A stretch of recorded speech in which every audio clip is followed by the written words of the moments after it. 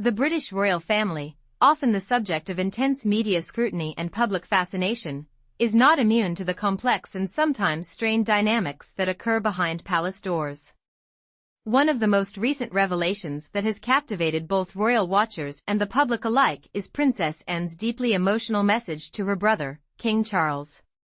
This message, which reportedly expressed her feelings of exclusion from the royal inheritance plans, has left Queen Camilla and other members of the royal family stunned. While Anne is often regarded as the most grounded and reserved member of the royal family, her response to the inheritance decision has been anything but quiet. Princess Anne, known for her no-nonsense approach to royal duties and her avoidance of public spectacle, has largely stayed out of the media's spotlight compared to other, more flamboyant members of the royal family. However, beneath her composed exterior lies a woman who is fiercely protective of her family and her legacy. Her exclusion from King Charles's inheritance plans, which would have been seen as an unspoken but critical gesture in the past, has shaken her to the core. In her message to King Charles, Anne conveyed a sense of betrayal and disappointment, a sentiment that has resonated deeply within the family.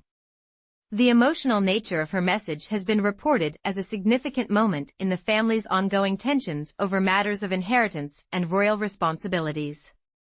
For those who have closely followed the royal family's financial matters, the news of Anne's exclusion from King Charles's inheritance plans is not entirely surprising, though it is undoubtedly heartbreaking. The royal family's wealth is not a simple matter. It is a complex web of inherited assets, private estates, and the shifting political and financial priorities of each reigning monarch. Princess Anne, while often considered the most pragmatic and least publicly dramatic member of the royal family, has amassed a substantial fortune of her own. This fortune, however, has been overshadowed by the greater financial empire of her brother, King Charles, who inherited a massive fortune from their late mother, Queen Elizabeth II. The tradition of royal wealth being passed down from monarch to monarch has long been in place to avoid hefty tax bills, a process that allows for the preservation of the family's assets across generations. Upon the death of Queen Elizabeth II, King Charles inherited the bulk of her estate, a decision that was made with a focus on efficiency, both politically and financially. By choosing to inherit the entirety of his mother's estate directly, King Charles avoided the need to divide it among his siblings, including Princess Anne, thus bypassing her share of the inheritance.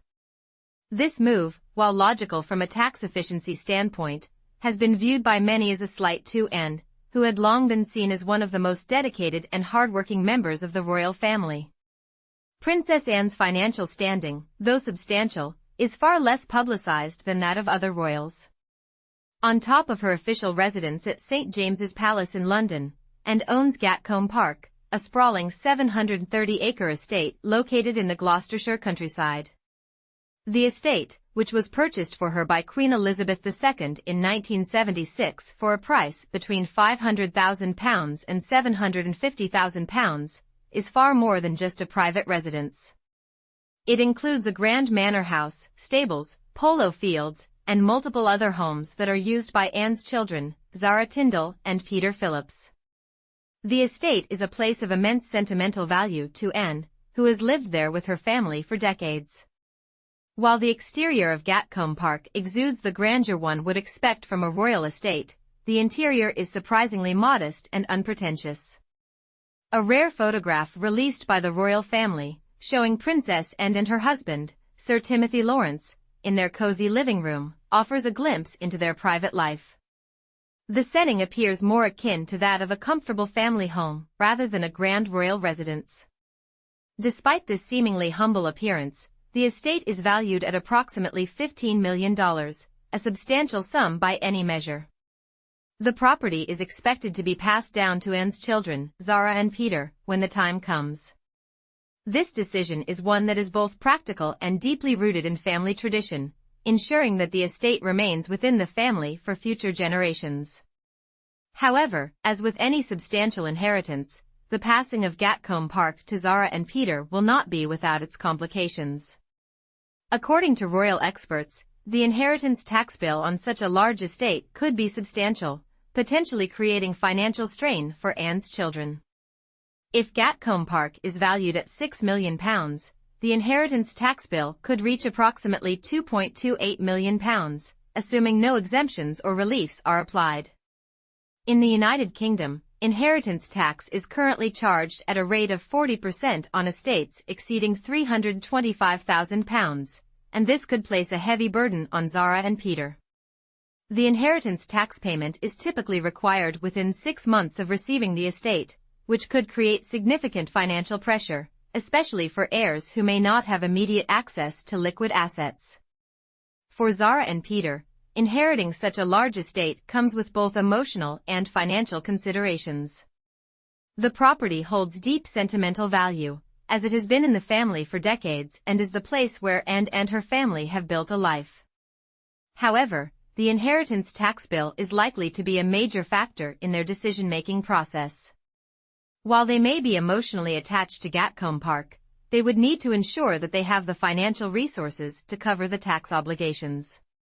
This could involve selling other inherited assets, taking out loans, or restructuring their finances to meet the tax bill without the need to sell the estate itself. Experts have suggested that there are several strategies that Princess Anne could explore to ease the inheritance tax burden on her children. One common approach is to gift assets early, which would allow Zara and Peter to avoid paying the full tax bill at the time of inheritance. This strategy would involve transferring ownership of Gatcombe Park to them while Anne is still alive, thereby reducing the overall value of her estate and minimizing the tax liabilities. Another option is to set up a trust, which would allow Anne to pass on the property while retaining some control over its management. A trust could shield the estate from certain tax liabilities, although this approach comes with its own complexities and ongoing management costs. Additionally, there may be the possibility of applying for agricultural or business relief, depending on how Gatcombe Park is used in the future. If the estate is actively farmed or used for business purposes, it could qualify for certain reliefs that would reduce the inheritance tax liability. Agricultural property relief, for example, could lower the tax owed if the land is used for farming, thus easing the financial burden on Zara and Peter. However, the specifics of this relief depend on the property's use, and it may not be applicable if the estate is not actively engaged in farming or business activities. Despite these potential strategies, the overall financial implications of inheriting Gatcombe Park are significant. The size of the inheritance tax bill could be a daunting prospect for Zara and Peter, but it is unlikely to deter them from accepting the estate. Both Zara and Peter have strong emotional ties to the property, and they are unlikely to want to sell it unless absolutely necessary. The sentimental value of Gatcombe Park, combined with its practical benefits as a family home, means that the estate will likely remain in the family for generations to come. Princess Anne's emotional message to King Charles underscores the growing tensions within the royal family regarding matters of inheritance. While her exclusion from the inheritance plans may have been made for financial reasons, the emotional toll it has taken on her cannot be ignored. For Anne, the decision represents not just a financial loss, but a personal slight, one that challenges the deep sense of duty and loyalty that has defined her role within the royal family for decades. As the monarchy continues to evolve and adapt to the changing political and financial landscape, the future of the royal family, and the legacy of its wealth, remains uncertain.